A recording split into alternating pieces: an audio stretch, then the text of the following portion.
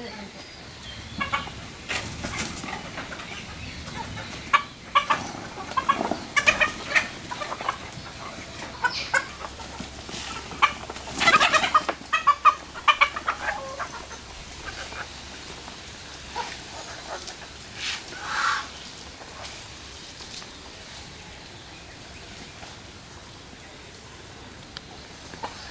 আলাইকুম ওয়া রাহমাতুল্লাহ। তো এখন হচ্ছে দুপুর টাইম। এখন আমার যে চিনাস প্লাস ফার্মি মুরগি এদের খাবার দেওয়া শেষ। তো আজ 3-4 দিন ধরে আমি আর আমার ক্যামেরাম্যান শান্ত খুব পরিশ্রম করতেছি। এতটা পরিশ্রম করেছি যা বলার বাইরে। তো ভালোভাবে কোনো ভিডিও দিতে পারি নাই। তো আজকে আমি সেটাই দেখাবো, আজ 3 থেকে 4 দিন কিসের কোন বিষয় নিয়ে আমরা পরিশ্রম করেছি। তো সেটা আমি আপনাদেরকে দেখাবো। তো আমি এর আগের ভিডিওতে আমি আপনাদেরকে বলে দিয়েছি যে আমি একটা মুরগির জন্য ফার্ম বানাইছি। ফার্ম বলতে কি একটা ছোটো একটা ঘরের মতন বানাইছি। তো সেটাই আমি দেখাবো আজকে আপনাদের। তো এদিকে আসো, এটাই হচ্ছে আমাদের সেই ফার্ম বলতে একটা ঘর। এটা হচ্ছে 2 রুমের ঘর। আমি চাইলে এটা চার খোপও বানাতে পারতাম। তো যেহেতু আমি মূলত মুরগি উঠাবো এখানে, তো সেক্ষেত্রে আমি ভাবলাম যে একটু বড় রাখাই ভালো। তো আমার এই ঘরে আপনার 40-80টা মুরগি পালন করা যাবে।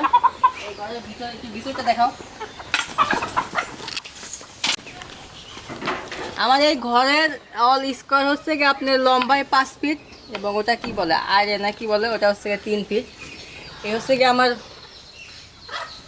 ঘরের মাপ। নিচের তলা দেখাও, নিচের তলা এটা হচ্ছে নিচে। তো আপনারা অনেকেই জানতে চাইছেন, উপরে আসুন, আপনারা অনেকেই জানতে চাইছেন যে এরকম একটা ঘর বানাইতে কত টাকা লাগে বা কি লাগে। তো এটার ভিডিও আমি কালকে দেবো, আজকে আর এটার ভিডিও আমি দেবো না। এই ঘর বানাইতে কত টাকা লাগছে বা কি লাগছে এই ঘরের ভিতরে আমি শুধু এটুকু বলি যে আমি আর আমাদের ক্যামেরাম্যান শান্ত আমরা দুজনেই কাজ করেছি 4 দিন পরে আজকে এই ঘরটা কমপ্লিট করতে পেরেছি। উপরকে এটা দেখাইছাও, আমরা এটা দিয়ে দিয়েছি আজকে যাতে এখানে কোনো পানি না পড়ে। এটা আমাদের এই ফার্মের সেফটির জন্য আমরা উপরকে ছাদ দেওয়া দিয়েছি। আমরা মূলত দিতে চাইছিলাম টিন, তো টিনের টাকা আমাদের হয় নাই, এই কারণে আমরা এই সিদ্ধান্তটা নিয়েছি। তো আপনারা অনেকেই বলছেন আমার যে একটা ফার্ম বানাইতে কত টাকা লাগে বা কি জিনিস লাগে। আমি এটা ফার্ম বললে ভুল হবে, এটা একটা খাঁচার মতো, মানে একটা খোপের মতো। তো এটা হচ্ছে 5 ফিট বাই 3 ফিট। এখানে আপনি অনায়াসে যদি আপনি এমনি শখের বিষয় পুষতে চান তাহলে অনায়াসে 30-60টা একদম 60টা দেশি মুরগি বা ফার্মি বা লেয়ার যেটাই বলেন একদম অনায়াসে 60টা। এই রুমের 30টা, এই রুমের 30টা, 2 রুমে মোট মিলে 60টা ভালোভাবে পোষা যাবে। আর 80টা তো একদম অনায়াসে পোষা যাবে, কারণ এটা হচ্ছে 5 feet by 3 feet all square. তো 30-60টা তো ভালোভাবে পোষা যাবে যদি আপনি বাইরে ছাড়ে দেন শুধু রাত্রের জন্য। যদি রাত্রে ফার্মে মনে করেন কি খাঁচার ভিতরে রাখবো আর দিনের বেলা ছাড়ে দেবো, তো সেই ক্ষেত্রে 60টা ভালোভাবে পোষা যাবে। আর যদি মনে করেন না আমি ফার্মের এই খোপের ভিতরে রাখবো তাহলে কয়টা পুষবো, তাহলে 20-40টা ভালোভাবে পোষা যাবে। তো আমি এটা মূলত বানাইছি আমার উপরে উপরের তাকে থাকবে হচ্ছে কোয়েল পাখি আর নিচেরটাই থাকবে হচ্ছে শুধু লেয়ার মুরগি।